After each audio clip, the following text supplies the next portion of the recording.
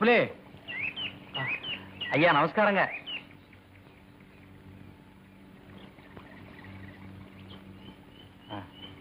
ஆமா, எங்க போயிட்டு வர? பையன் யாரு? பையன் புதுவையிலுங்க. எடுத்து வளர்க்கலான்னு கூட்டிட்டு போறாங்க. சாபாஷ், நல்ல காரியம் தான் பண்ணிருக்க. அப்போ இனிமே உனக்கு புள்ளை இல்லாத குறை இல்லைன்னு சொல்லு. எல்லாம் உங்க ஆசீர்வாதங்க. முருகா, நல்ல இடத்தை சேர்ந்த பையன் தானே? ஆமாங்க. முருகா நல்லா இருப்பான். வர்றேங்க. சாருக்கு நமஸ்காரம் பண்ணு.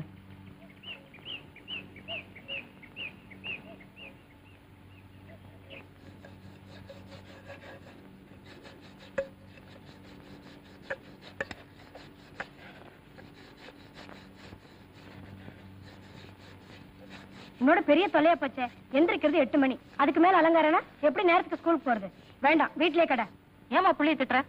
வேற என்னக்கா, இவங்க அப்பா மாதிரி பிள்ளைங்களை கெட்டக்கூடாதுன்னு பயமா இருக்கு. நேரா உட்கார். லட்சுமி, என்ன இங்க வந்து உட்கார்ந்துட்டு இருக்க? உனக்கு வீடு இல்லையா? சீக்கிரம் வீட்டுக்கு போ. பாத்தீங்கல்ல, அண்ணன் தம்பிக்குள்ள ஏன்டா இந்த மனஸ்தாபமா தெரியல.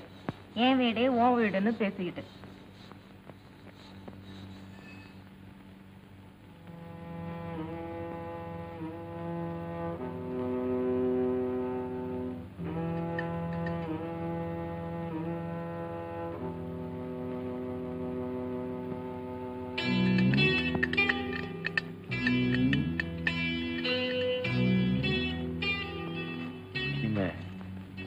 நமக்கு இவன் தான் புள்ள. புதுவயல்ல இருந்து அழைச்சிட்டு வந்தேன். நம்ம வேதநாயகம் பிள்ளை, அவர் பையன் தான் இவன். வேண்டாம்.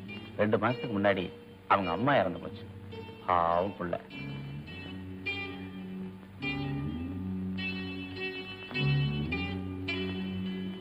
அவருக்கும் இப்ப கஷ்டம். அதான்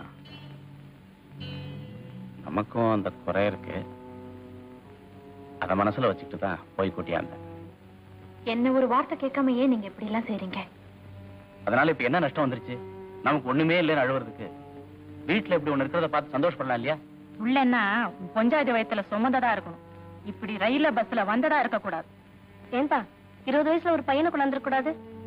அடுத்த வருஷமே அவனுக்கு ஒரு கல்யாணத்தையும் பண்ணி பார்த்திருக்கலாமே. யாரும் எனக்கு புத்தி சொல்ல வேண்டிய அவசியம் இல்லை. எனக்கு சரின்னு பண்றத நான் செய்வேன்.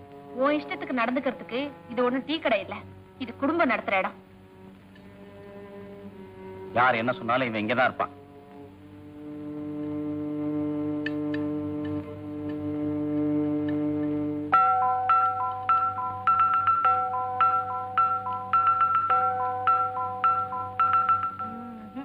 இத பார்த்தா சின்ன புள்ள மாதிரி தெரியல, பெரிய மனுஷன் மாதிரி இருக்கு. எந்திரிச்சு போடா. விட்டு தள்ளுக்கா. நம்ம கோவத்தை இவங்கிட்ட காமிச்சு என்ன பண்றது? அந்த மனுஷனுக்கு எங்க போச்சு புத்தி? சீக்கிரமா. நீ ஒன்னும் ஸ்கூலுக்கு போகணும் ஒண்ணு வேண்டாம். எந்திரிச்சு போ. சும்மா வயிற்றுல கிளப்பிக்கிட்டு.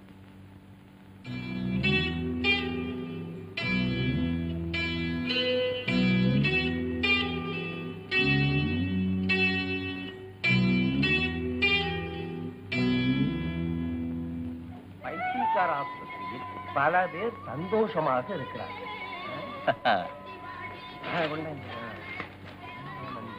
டேய் வெங்கலா, பாப்பா எப்படா வந்த?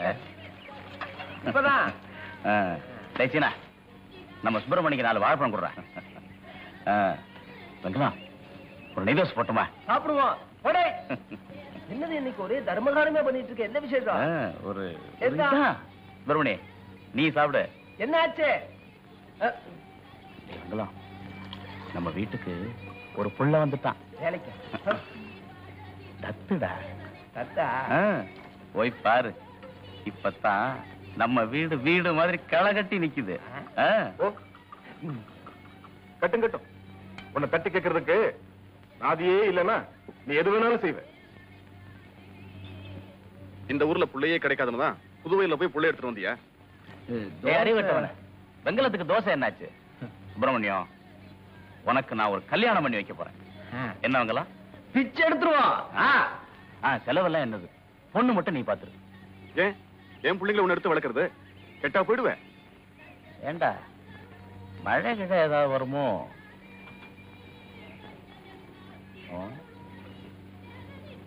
உன் புத்தி எனக்கு தெரியும். என் பிள்ளை எடுத்து வளர்த்தா உன் சொத்துக்கத்துல பங்குக்கு வந்துடுவேன்னு பயப்படுறியா? இந்த பாரு, முதல்ல எனக்கு பதில் தெரிஞ்சாகணும். வாடா, சந்தையில போய் நல்லா 2 கோழி வாங்கலாம். இன்னைக்கு உனக்கு சோறு என் வீட்டுல தான். வா வா. தோசை அத சுப்பிரமணி சாப்பிட்டுண்டா. அது நீயே சாப்பிடுற.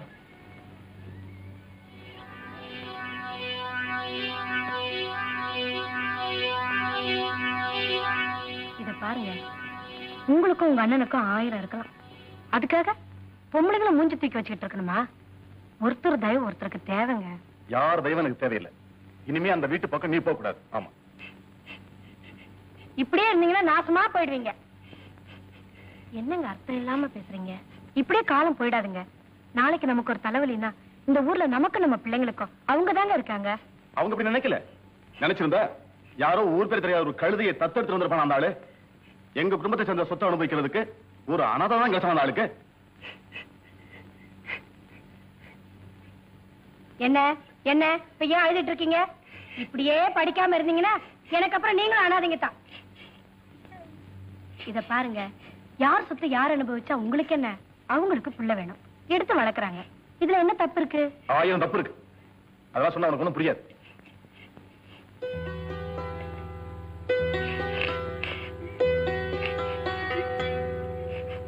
ராஜா, இங்க வாமா. அழுவுறியா? அழுவுறியா? அம்மா சும்மா சொன்னம்மா, விளையாட்டுக்கு சொன்னேன். என் கண்ணு இல்ல, என் ராஜா இல்ல. அழுவாதுடா. சாப்பிட போலாமா? வாங்க சாப்பிட போலாம். வாங்க.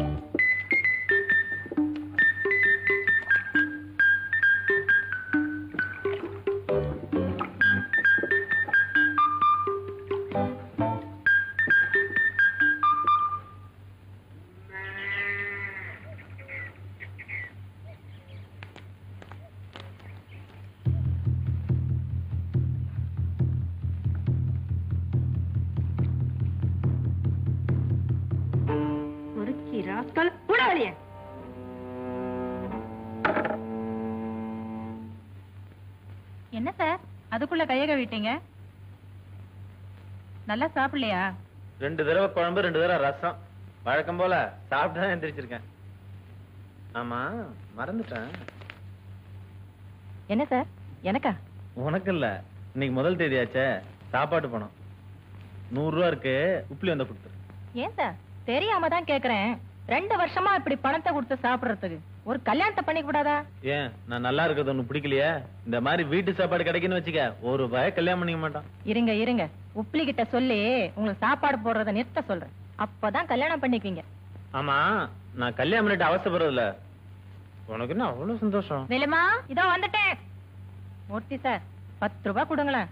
நான் நினைச்சேன் என்னடா 3 நாளா ஒண்ணு பெட்டிஷன் போடாம இருக்கேன்னு.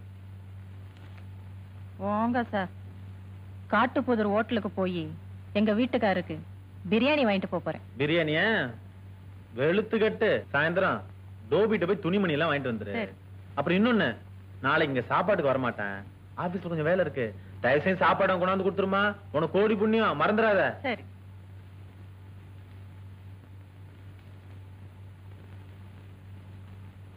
என்ன கன்னியம்மா? நாளைக்கு காலையில திப்பரப்பு கோயிலுக்கு போகணும். வண்டிக்கு சொல்லுவேன். அதுதான் உன் புருஷன் புள்ளைங்கிற பேருல ஒரு பெரிய மனுஷனை தத்தெடுத்துட்டு வந்திருக்கேன். இனிமே எதுக்கு கோயிலு பூஜைன்னு சோறு தண்ணி இல்லாம கிடக்குற?